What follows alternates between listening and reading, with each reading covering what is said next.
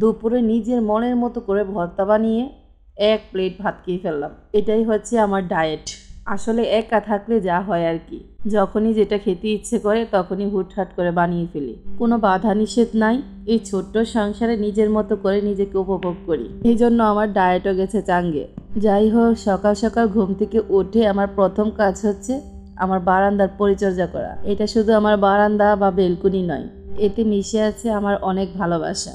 খুব শখ ছিল ছোট্ট করে নিজের একটা সংসার হবে, এমন ছোট্ট একটা বেলকনি থাকবে যেটাতে আমি সময় কাটাতে পারবো। যখনই আমার মন খারাপ থাকবে তখনই আমি চলে আসবো আমার শখের বারান্দায় সময় কাটাতে।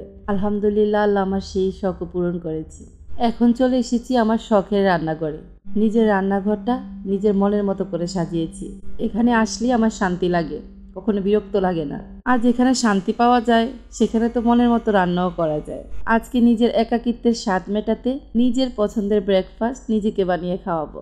এটাই হচ্ছে একাকিত্বের স্বাদ, নিজের মতো করে নিজেকে নিজের সামনে প্রেজেন্ট করা। এক কাপ কড়া দুধ চা না হলে তো সকালটাই বৃথা। ব্রেকফাস্টে যাই থাকুক না কেন, এই কড়া চাটা কিন্তু থাকতেই হয়। এটা হচ্ছে আমার ভালোবাসার একটা অংশ। এই চায়ে মিশে আছে আমার ভালোবাসা। আমার সারাটা দিন কিভাবে যাবে সেটা ডিপেন্ড করে এই চায়ের ওপরে। চা খেলেই হুঁশ, আর না খেলেই বেহুশ। আর আজকে তো একদম সোনাই সোহাগা, চায়ের সাথে পরোটা। এটাই হচ্ছে বেস্ট কম্বো। আমার কাছে মনে হয় এটার চেয়ে বেস্ট কম্বো আর কিছুই হতে পারে না। বাঙালি মানেই হলো এই চা পরোটার ভালোবাসা। তো আমি এই ভালোবাসা দিয়ে আজকে সকালটা শুরু করলাম। সকালের নাস্তাটা মোবাইলের ভিডিও দেখতে দেখতে ফিনিশ করে ফেলি। এটাই হচ্ছে আমার দিনের শুরুর প্রথম রুটিন। তবে আমার রুটিন সেটা তো কোনোভাবেই সম্ভব না। আমার রুটিন কখনো লাগে না আজকে এটা তো কালকে সেটা। নিজের ইচ্ছে নিজের আশাকে অনেক মাটি দিয়েছি, কিন্তু এখন সেটা করি না। এখন সবার আগে নিজের ইচ্ছেটাকে গুরুত্ব দিই। যখন যেটা ইচ্ছে করে সেটাই করে ফেলি। কে কি বললো বা কে কি না বললো সেটা চিন্তাই করি না। সবচেয়ে তিতা সত্য হচ্ছে, লাইফে কাউকে ভালোবাসতে বাসতে ক্ষয় করে ফেললেও ততটা লাভ হবে না যতটা আপনি আপনাকে ভালোবেসে পাবেন। সকালের নাস্তা শেষে সবার আগে আমি থালা বাসন মেজে নিই, কারণ পরে পরিষ্কার করতে গেলে আমার অনেক আলসেমি লাগে। বাস সব কিছু পরিষ্কার করে চলে এলাম আমার এই কিউট স্টুডেন্টকে পড়াতে। অনেক পাকনা পাকনা কথা বলছিল, ওর জন্য ভিডিও না করি।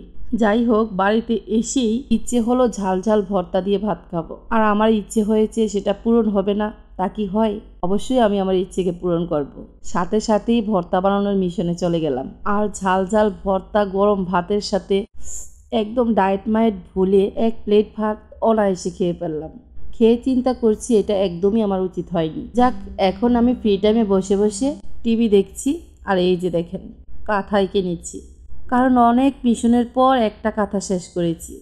এখন এই কাঁথাটা ধরবো। তো এভাবেই চলে গেল আমার আজকের সময়টা। তো সবাই ভালো থাকবেন, সুস্থ থাকবেন এবং আমাদের জন্য দোয়া করবেন। আর হ্যাঁ, অবশ্যই কিন্তু লাইক ফলো শেয়ার দিয়ে পাশে থাকবেন। আল্লাহ হাফিজ।